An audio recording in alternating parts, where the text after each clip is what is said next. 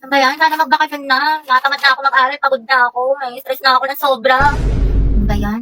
Sana magpasukan na. Wala na akong panggastos. Wala na akong baon. Bawat sa bahay. Ay, Be, Clarice, talaga tayo. Bakasyon na lang, Be. Free ako dyan, G ako. Punta tayo sa mga arcade, sa cafe, mag-skating tayo. Ay, bongga. Sa National Museum, sa mga Pinto Art Museum, mag-picture tayo. Sige, sige, go. Hello, Be. Uy, te, talaga na tayo. Ano ako, Be? Natamad ako lumabas. Ang Bakla ka, wala ka na ibang ginawa buong bakasyon, nasa bahay ka lang. Growing ka talaga eh, di na nakulayan. Grabe, hindi ko na talaga kaya. Tapos may kagrupo pa akong pabigat. Pagod na ako. Pag bakasyon talaga, babawi ako ng tulog.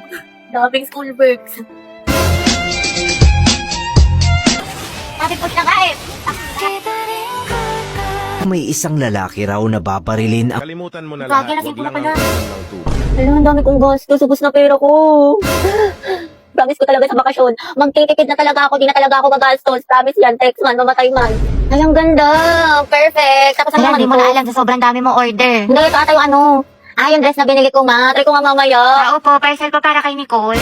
Sige lang po, kuya. Wait lang. Ate, kakalimutan ko na talaga si Crush after pasukan. We, di mo na siya may Hindi na minis. nga, dead man ako sa kanya. Alam ko na yung worth ko. Oo, pero wala na tayo ko na talaga sa kanya. Dead man ako. Talagang move on na.